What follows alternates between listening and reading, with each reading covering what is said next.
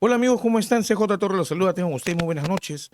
Y esta es una faceta muy diferente en la cual vamos a tocar un tema que en lo personal me apasiona mucho. Y para eso vamos a compartir en esta mesa con el doctor José Antonio Torres Iriarte, tocayo también, lleva mi apellido, quien es precandidato por la presidencia del Partido Aprista Peruano. Doctor, ¿cómo está? Buenas noches y bienvenido. Gracias por la invitación. Buenas noches a toda la audiencia y es efectivamente muy importante dialogar en los próximos minutos sobre temas de actualidad, de coyuntura y sobre mi precandidatura a la presidencia de la República en las internas que el Partido Aprista va a celebrar el domingo 30 de noviembre a nivel nacional, Que ya estamos, pues ya no falta nada. apenas a 3 días.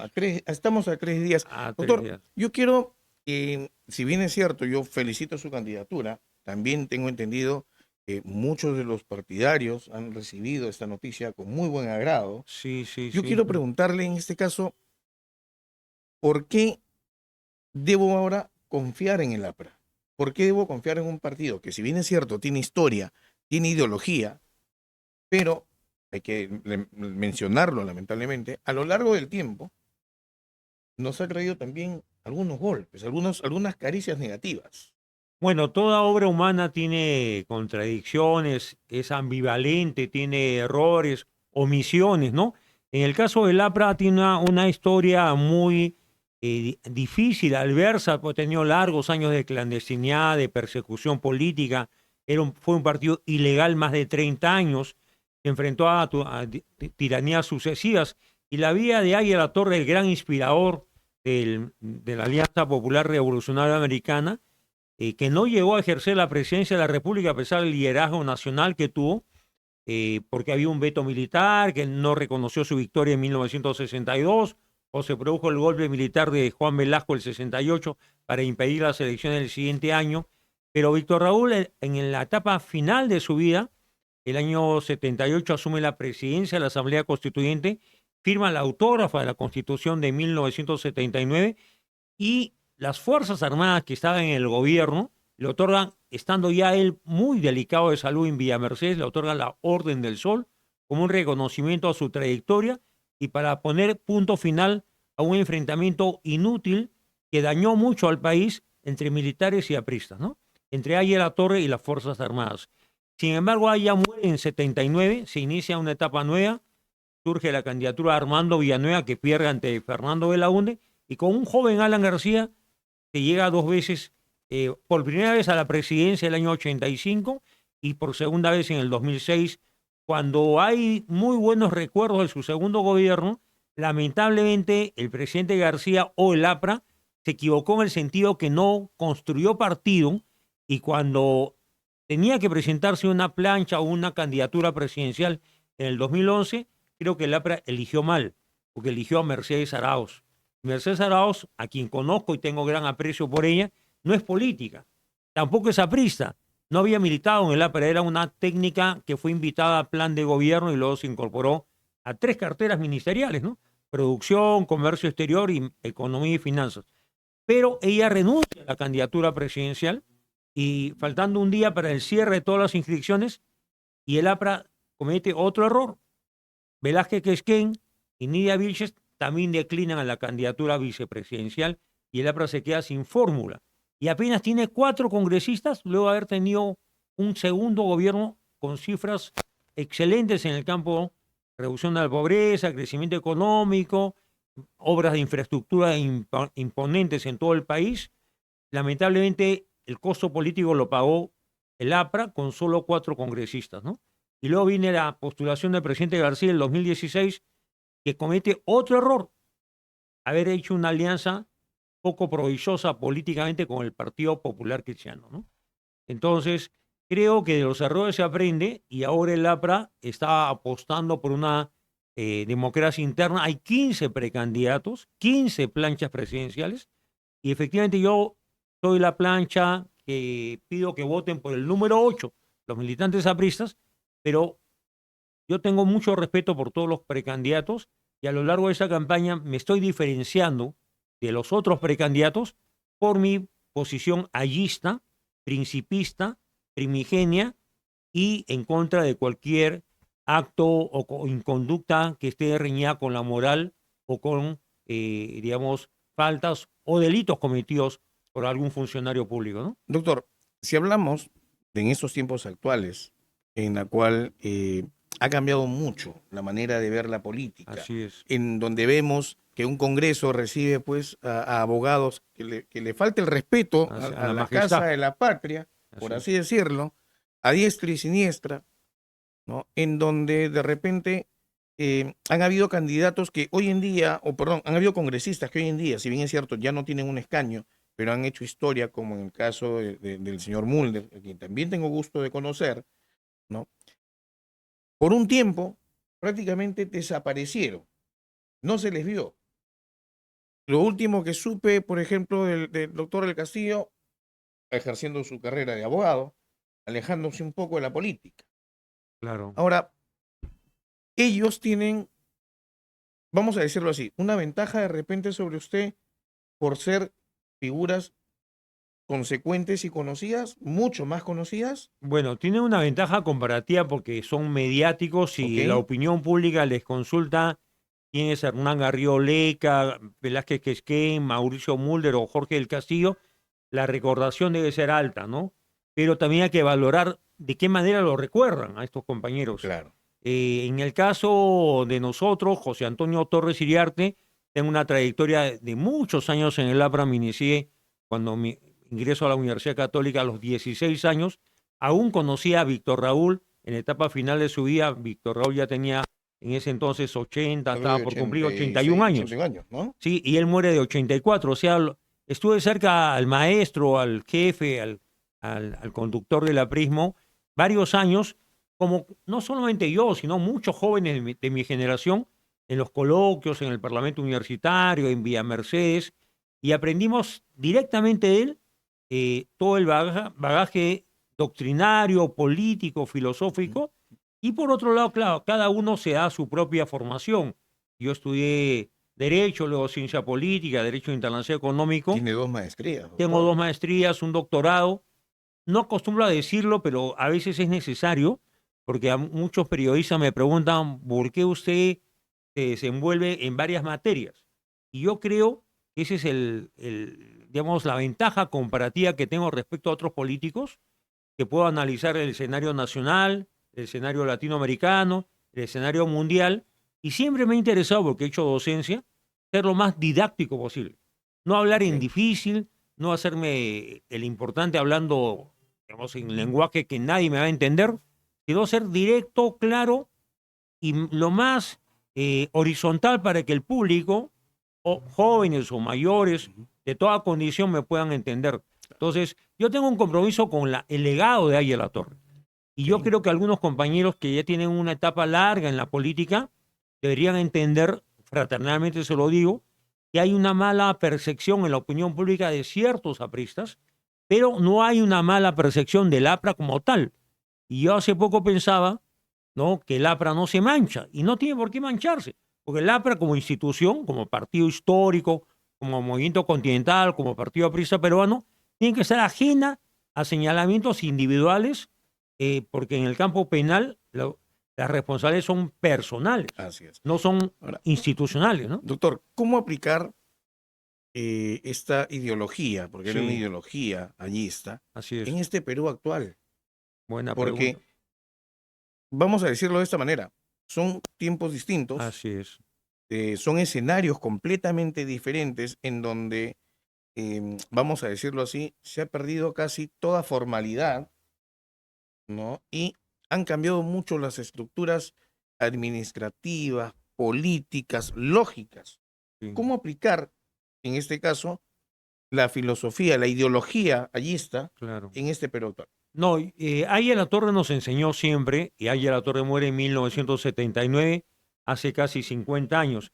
Entonces, obviamente, un aprista formado en el pensamiento de Aya La Torre, que habló mucho del espacio, tiempo histórico, y él era dialéctico, ¿no? Negó dialécticamente al marxismo clásico, al leninismo, tuvo una visión latinoamericana de integración y antiimperialismo, pero los tiempos han cambiado. O sea, la economía del mundo hoy está globalizada, está digitalizada, el mundo mira más al Asia-Pacífico que al Mediterráneo o al Atlántico, Antes no, hace 50 años no, China no era una potencia mundial, ahora lo es. La India es un país muy importante en el escenario mundial, cada vez con mayor peso económico y una enorme población. Es el país más poblado del mundo. Entonces, esos escenarios ahí la Torre no llegó a entenderlos porque no fueron parte de su tiempo, ¿no?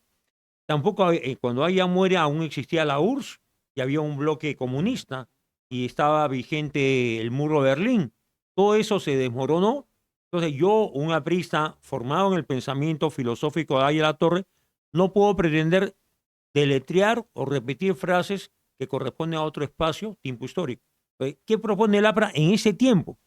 Uno, fortalecer la economía en base a atraer inversión nacional, extranjera, saber tratar con los Estados Unidos, con la Unión Europea, con la Rusia de Putin o con la República China que está gobernada por el Partido Comunista. O sea, tratar con todos, como enseñó ayer La Torre, saber tratar. Porque el Perú es un país que necesita capitales, tecnología, innovación y tiene que abrirse al mundo. Tenemos más de 20 tratados de libre comercio, casi todos firmados con el presidente García.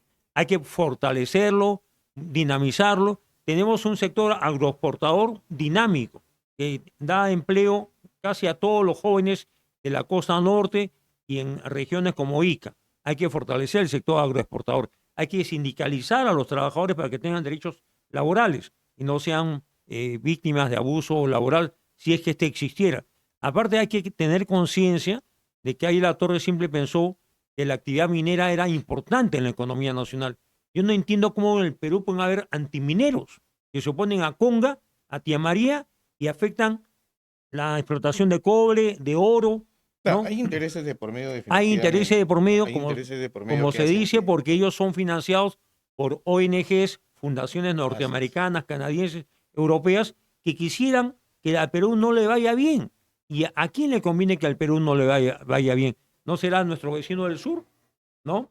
Entonces, la mirada aprista en esos tiempos es una mirada nacionalista, continental. El APRA siempre, y Aya La Torre nos enseñó, hay que luchar contra toda dictadura, en este caso Maduro, la dictadura cubana, la de Nicaragua y tantas dictaduras que hemos tenido, incluso la de hace poco, Pedro Castillo, que hoy ha sido sentenciado a 11 años de prisión por el golpe del 7 de diciembre, era una amenaza para el país porque el golpe iba a darle a él facultades para imponer una tiranía en los próximos años en el Perú. Como jurista, te pregunto, Sí. ¿fue un golpe de Estado o no fue un golpe de Estado? Que es algo que todo el mundo pregunta hoy en día, porque una cosa es, ok, leyó el documento, pero él dijo que estaba leyendo un poema. Luego dijo que estaba Claro, mareado, que no sabía, que lo no pepearon. recuerdo lo que dijo. Luego estaba en que no sabía si Aníbal o Betsy. Después dijo, yo asumo la responsabilidad, ellos no sabían nada. O sea, para mí, hay que decirlo, con todas sus letras, el tipo está loco, No, yo ¿no? creo que Pedro Castillo es un tipo muy sagaz, muy astuto. No tiene, digamos, la inteligencia que uno esperaba. No sabe ni siquiera contar un cuento, el cuento del pollo, El cuento del ¿no? pollo. Y yo alguna vez dije que yo pagaba y pagaba bien por escuchar una clase del profesor Pedro Castillo. Debe ser cantinflesca, ¿no? Entonces, en realidad, sin embargo, el señor ha sido maestro de aula, se vendió como maestro rural, además no ejercía la docencia porque tenía licencia sindical, hasta tenía el grado de magíster dado por la Universidad de César Acuña, ¿no? De plata como cancha. Entonces, es muy, Otro candidato que quiere sorprender. claro, entonces yo lo que puedo asegurar que Pedro Castillo es muy astuto, es un político, un agitador más que político, es un agitador social. No hay que olvidarnos que lideró una huelga magisterial, se tiraba digamos, en la pista de la avenida Bancay, ¿no? Para dramatizar y se sentía víctima del acoso policial. Es un actor sindical. Hay Entonces que yo creo que reconocerlo. él no sabe reconocer, o sea, tiene varias personalidades además. Cualidades, ¿no? No, tiene varias personalidades. Entonces es poco de hombres no reconocer que él en la plenitud de sus facultades, con la banda presidencial, frente a la televisora del Estado, dio un mensaje a la nación, cerrando el Congreso y declarando toque de queda y suspensión de garantías. Ese era un golpe. Ahora, dirán, no se consumó, pero en todo caso fue una tentativa. Por eso creo que con buen criterio hoy día la sala ha leído la sentencia y dice que no es rebelión, sino conspiración. Conspiración. Además está yendo en contra de la Constitución. Porque Así es. lo indica bien claro. O sea, el solo hecho de haber leído ese documento Ya, eso ya está. que no se haya consumado porque además el Congreso actuó rápidamente, mucha gente en la zona donde está ubicada la Embajada de México en San Isidro bloqueó los accesos porque además la Fiscalía actuó rápidamente y fue detenido infraganti, como se dice, camino a la embajada, aunque él dice que está llevando a su esposa, ¿no? eh, eh, O sea, un padre de familia, un claro, esposo preocupado. en realidad es muy difícil tratar con personas que no dicen la verdad Así. y que sobre todo tienen más de una personalidad. Yo creo que un político debe decir, me equivoqué, cometí errores, y en verdad Betsy Chávez, que decía que estaba al borde de la muerte, que se declaró en huelga de hambre, que ahora está en la Embajada de México, que ahora ya la han sentenciado hoy día también, Con orden de captura por nacional e orden, internacional. lo que podría dar pie, eso lo podemos conversar, a que digamos, las fuerzas del orden del Perú hagan cumplir el mandato judicial. Ahora dirán, es una sede de embajada, pero ¿cuál es el escenario? Es una sentenciada. Hay un precedente. En Ecuador, el vicepresidente del Ecuador fue sentenciado y entró a la Embajada de México. ¿Qué hizo el presidente de Ecuador? Ordenó que la policía del IP ingrese, siendo una sede diplomática, a la embajada y lo tome por mandato judicial, lo detenga y lo ponga a disposición de la justicia. México protestó con López Obrador, pero ningún organismo internacional le dio la Apoyó razón. eso, claro. Porque, que quede claro, el asilo puede ser para los procesados incluso, o puede ser para los que están en etapa preliminar o perseguidos políticos, no para los sentenciados. ¿No? Es algo que mucha gente no ha entendido hasta ahora. No. Hay mucha gente también que ha salido ya a las calles a decir, pues, Betsy Chávez, no, la próxima presidenta. O sea, Bueno, está sí, sí, Noblecía también, claro que es otro que es agitador. otro agitador, ¿no? Yo me acuerdo, en Noblecía yo veo pues a este personaje que lo encarcelaron, señor de lentes, no vamos a decir su nombre, Ujú. ¿no? Pero ya es muy conocido y es muy preocupante. Ahora, ¿cómo ve, antes de pasar a preguntar si usted llegara a ser presidente, ¿no?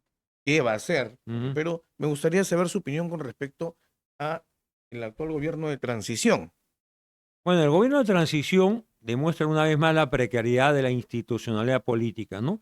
Creo que el Perú ya a nivel de América Latina llama la atención por la poca estabilidad de los gobiernos. Nadie garantiza que el señor Gerí sea el que entregue la banda presidencial al próximo presidente.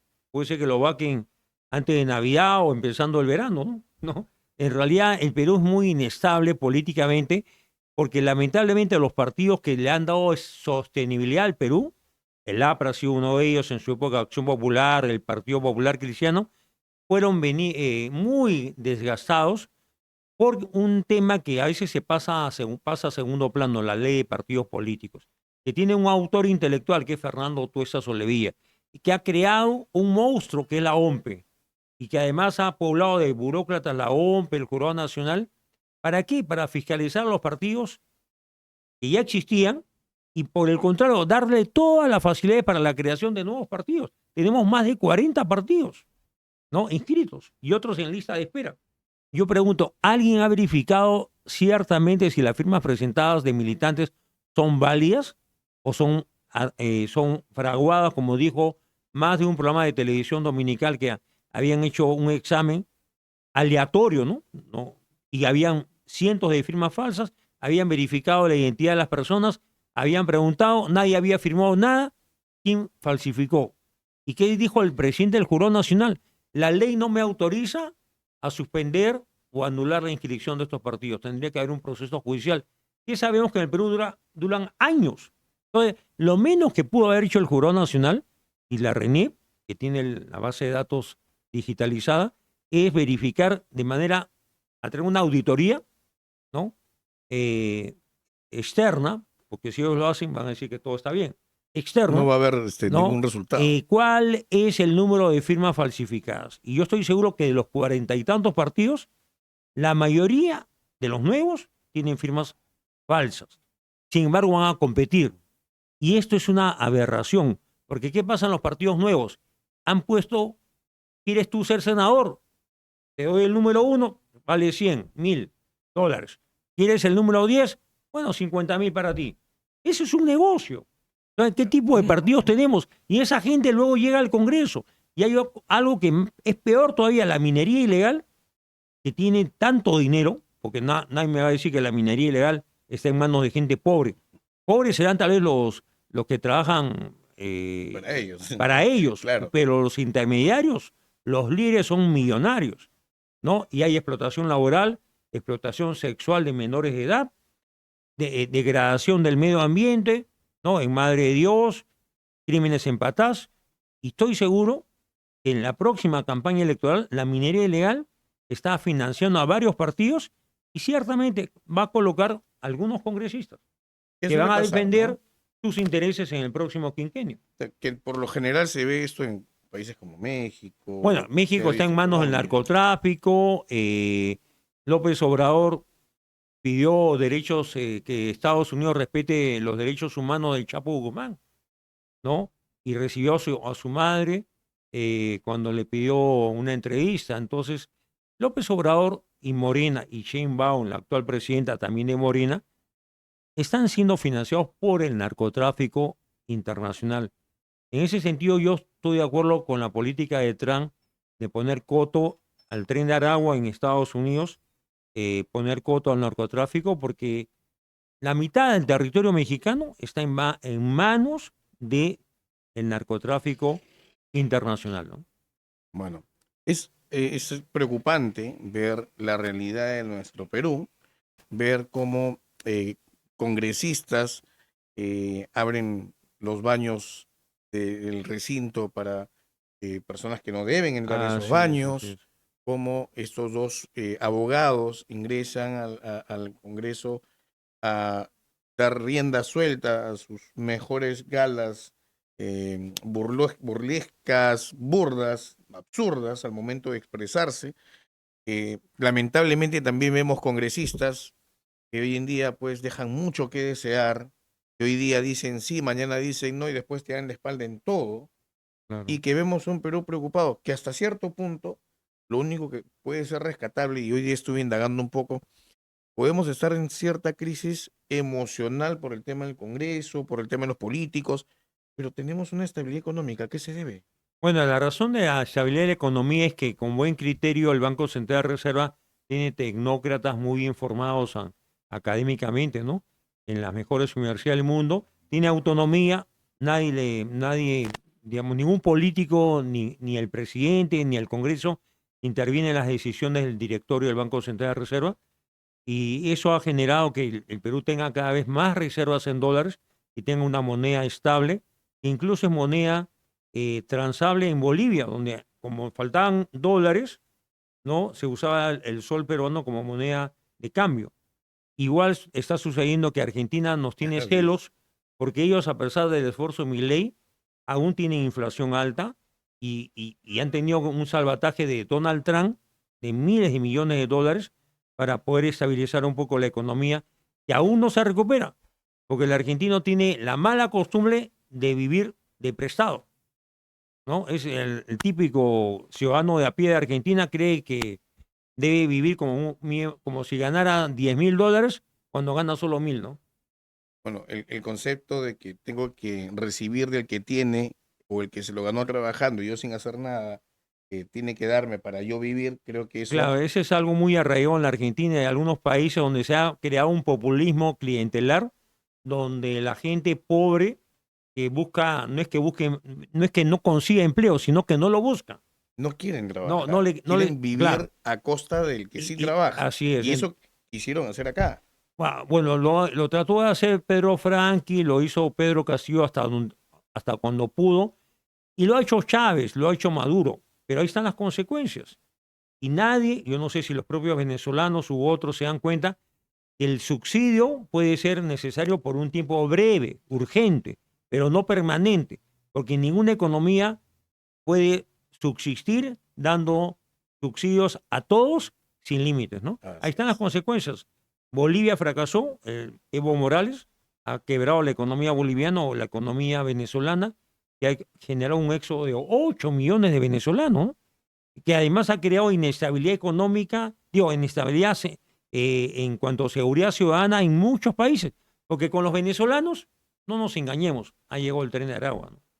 Claro, ahí tengo que mencionarlo. Hay un sector positivo, hay un sector negativo, Claro. ¿no? Entonces hay que, de alguna forma, igual tener el cuidado necesario. Doctor, de llegar a la presidencia, de ser elegido como candidato del APRA y llegar a la presidencia, ¿cuál sería su plan de trabajo? ¿Cuáles serían las estrategias que usted aplicaría? Bueno, fundamentalmente, el 30 de noviembre, la militancia aprista, que sobrepasa los 43.000 militantes en todo el país, tiene el derecho de votar por una plancha presidencial, por las listas, los candidatos al Senado Nacional, diputados, Parlamento Andino. La supervisión está a cargo de la OMPE. Si yo fuera favorecido con el voto del militante el domingo 30 de noviembre, yo sería el candidato presidencial del APRA el próximo año.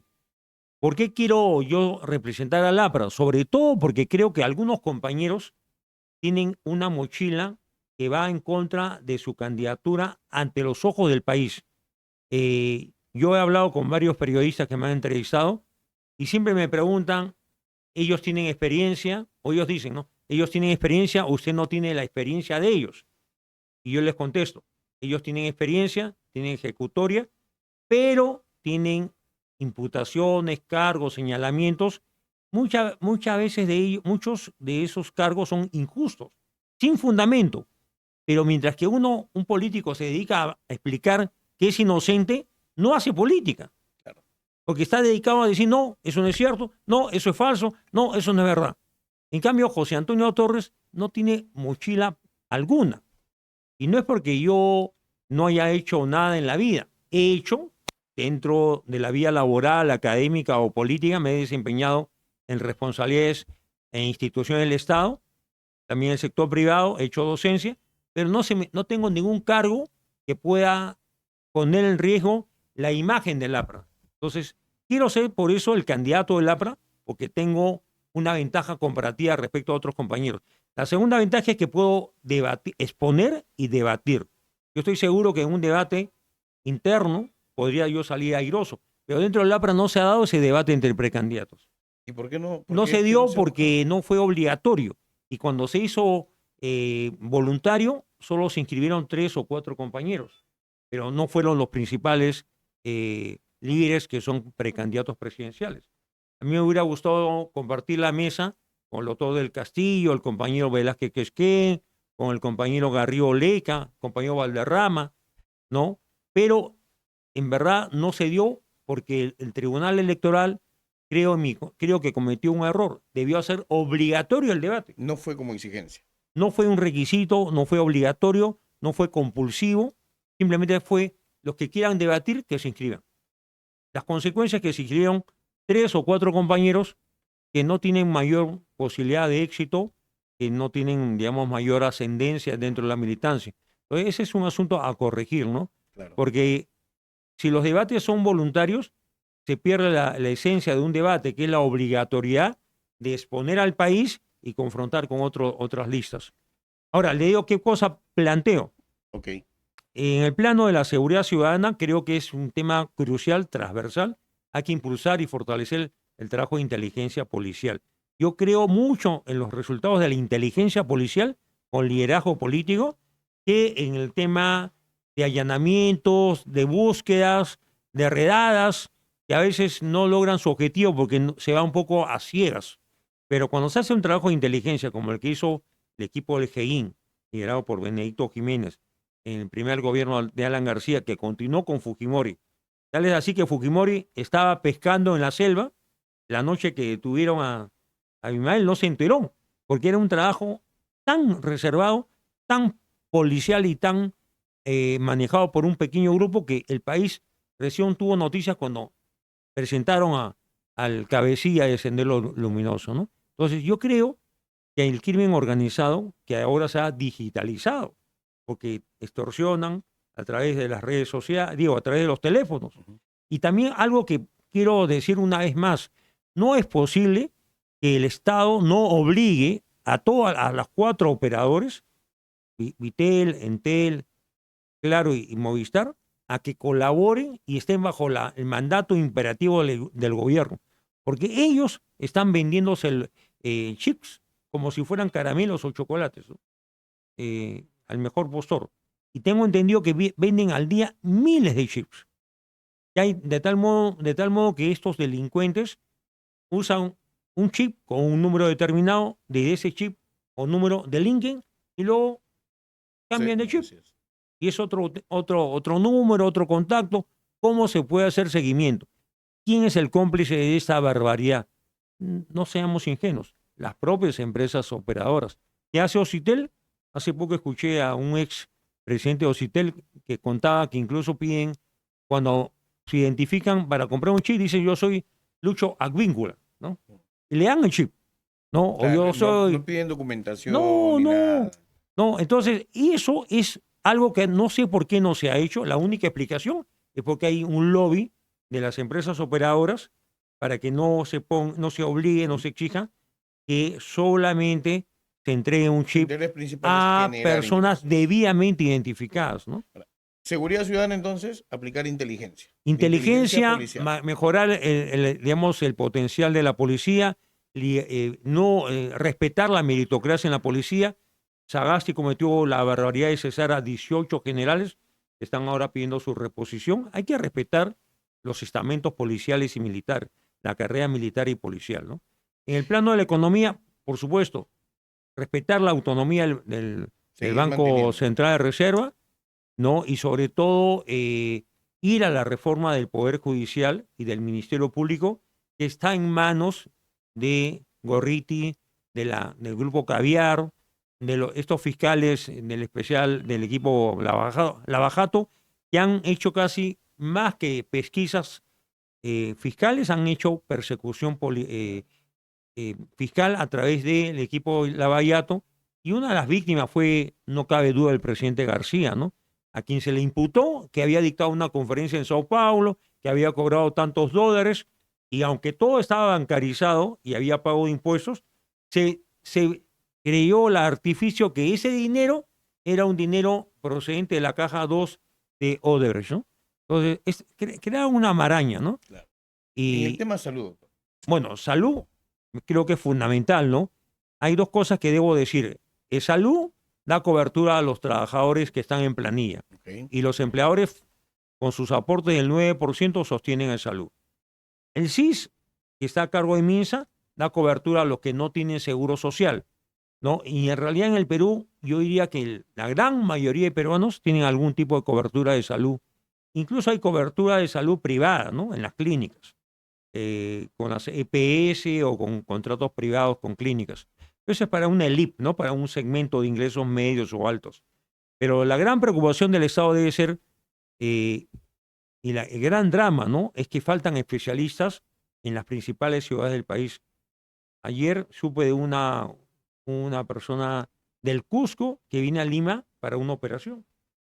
¿Por qué no se atiende en el Cusco? Porque la capacidad operativa de los hospitales del Seguro Social en el Cusco no permite hacer operaciones de alta cirugía.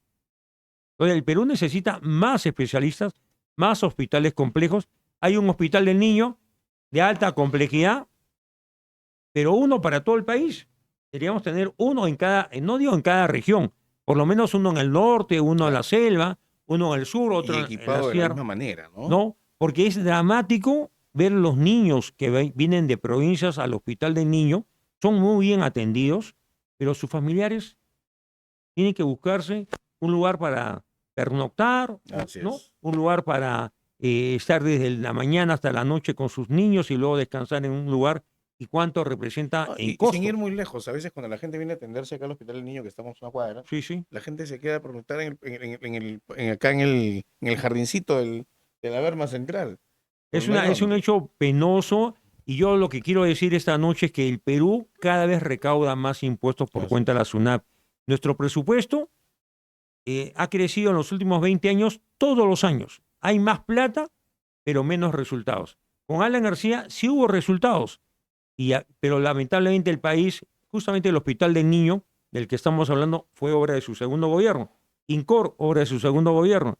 Los hospitales la ampliación de la emergencia del hospital Almenara, por ejemplo, los consultorios externos en La Victoria, obra de su segundo gobierno. Pero, como dije al inicio, ¿no? Toda obra política debe tener continuidad. Llegó Humala, un freno a la economía, llegó PPK, fracasó, renunció, entró Vizcarra, y ya conocemos la historia de los últimos 10 años. Tantos presidentes, magros resultados, de economía estable, pero no hemos reducido pobreza. Esa es otra tarea que yo me impongo. Reducir pobreza monetaria y pobreza extrema. ¿Cuál es la pobreza monetaria? Las personas cuyo ingreso no le permite vivir con decoro. ¿Cuál es la pobreza extrema? Aquellos lugares donde no hay agua, no hay desagüe, no hay pistas, no hay veredas, no hay colegios, no hay escuelas, no hay luz incluso. Menos hay internet, ¿no? Entonces, hay un 5 o 10% de los peruanos que viven en pobreza extrema. Ahí el Estado tiene que poner la obra mínima de infraestructura para que esas personas puedan desarrollar sus capacidades, ¿no? Este 30, entonces, estamos hablando que El son las 30 de elecciones noviembre internas. son las elecciones a nivel nacional. La OMPE supervisa el voto de toda la militancia aprista. Yo pido y exhorto a todos los compañeros del país que den la oportunidad a la plancha que yo presido con el número 8. Soy José Antonio Torres Iriarte, y sobre todo que quiero continuar la línea moral, ¿no? Primigenia de un Aya La Torre que entregó su vida, que pasó cárcel, persecución, destierro, clandestinidad, que siempre fue intachable. Nunca se puso en duda la integridad moral de Aya La Torre. Por lo tanto, yo diría que el APRA no se mancha, que el APRA tiene mucho que ofrecer al país. Voy en busca de esa reconciliación entre los antiguos apristas que han dejado de votar por el APRA, que han dejado de confiar en el APRA, que quisieran un APRA distinta. O sea, la marca es la misma, el partido es el mismo, pero ¿quién va a representar a ese partido? Si van a ser los de siempre o los que ya han tenido ejecutoria, creo que no nos va a ir bien. Estoy convencido de eso. Nos va a ir mejor y mucho mejor si es que apostamos por rostros y voces que no han tenido antes la oportunidad de asumir responsabilidades en el gobierno y en el partido aprista, ¿no? Como alguna vez escuché yo decir en la Casa del Pueblo, el APRA nunca muere. Sí, No es un es partido un mandato, que ¿no? se va a mantener a través del tiempo, tiene historia, tiene ideología, ¿no? Es un partido que tiene bases idealistas en las cuales el, el punto principal o el empuje principal es el pueblo. Claro, la famosa fe, unión, disciplina y acción, la frase de Carlos Phillips que antes de ser fusilado, en los años 30, dijo una frase casi profética, ¿no? Solo Dios salvará mi alma, solo el aprismo salvará el Perú. Y en verdad, ¿cómo explicar que un partido con tantas adversidades ha podido mantenerse? Pasaron Leguía, pasó Sánchez Cerro, Benavides, Prado, Odría, Velasco, han pasado muchos. Como yo dije hace un tiempo, Vizcarra pasará. Hoy ha sido sentenciado, ¿no? O ayer ha sido Así es. sentenciado, ¿no? Entonces nosotros vamos a estar en el tiempo, porque tenemos filosofía, tenemos historia, tenemos ideales, y como siempre digo, en la vida hay que soñar. Y Aya La Torre fue un gran soñador, y él siempre decía, a veces los sueños se cumplen o a veces se demoran en cumplirse los sueños. Pero hay que perseverar. Si el APRA es nuevamente gobierno, tenemos que hacer un mejor gobierno que los anteriores, y tener a los mejores cuadros apristas o no apristas en el gobierno. Y sobre todo, yo siempre he pensado que el que es honesto de joven es honesto de adulto y será honesto toda la vida. El que es pícaro de joven, le aseguro que será pícaro cuando es Toda la adulto. vida va a ser pícaro. Así es. Entonces, a la picardía, a los pícaros de la política, hay que dejarlos de lado, hay que sancionarlos y hay que darle oportunidad a compañeros. Y no hablo solamente por mí, puedo hablar de otros compañeros que también son precandidatos a quienes yo saludo esa noche, que quieren poner su mayor esfuerzo. Y la verdad, tal vez la ventaja que tengo yo es que puedo exponer y puedo debatir. Estoy seguro que tengo a Vitocho García Belaúnde, tengo a Vladimir Cerrón, a Verónica Mendoza. Bueno, Acuña sería un abuso, ¿no? No, pero les gano un debate, ¿no?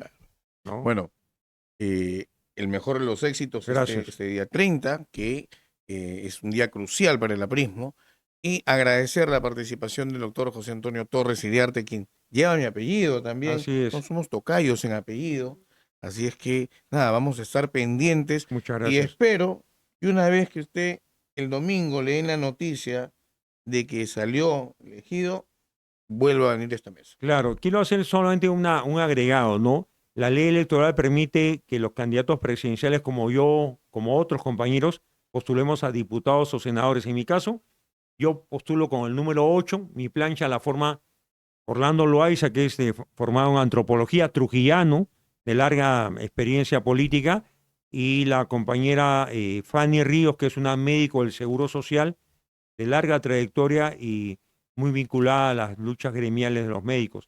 Ellos son parte de mi plancha como vicepresidente. Y además agregar, como la ley lo permite, también postulo al Senado Nacional con el número 18. Entonces yo creo que el 8 y el 18 son de fácil recordación, ¿no? Y estoy seguro que el voto puede sorprender a muchos, pero como dijo algún compañero, Torres Iriarte fue el último en inscribirse en la nómina de precandidatos y tal vez el último puede ser el día 30 de noviembre, el más votado, ¿no? El primero. Esperemos que sí sea, y estoy seguro que así va a ser. Así Gracias, es que, muchas gracias. nada, nos vemos porque igual vamos a estar presentando algunas entrevistas que vamos a hacer a raíz de que anunciamos la entrevista con el doctor. Hemos recibido llamada, le cuento, donde hay otros candidatos que también nos han llamado. Entonces, están viendo esta ventana bastante interesante como para poder contarnos un poquito sobre esta inquietud política que se está teniendo y sobre todo lo que viene pasando en nuestro querido y golpeado Perú. Así es que, nada, ya nos vemos, doctor. Muchas gracias por haber No, estado con muchas nosotros. gracias.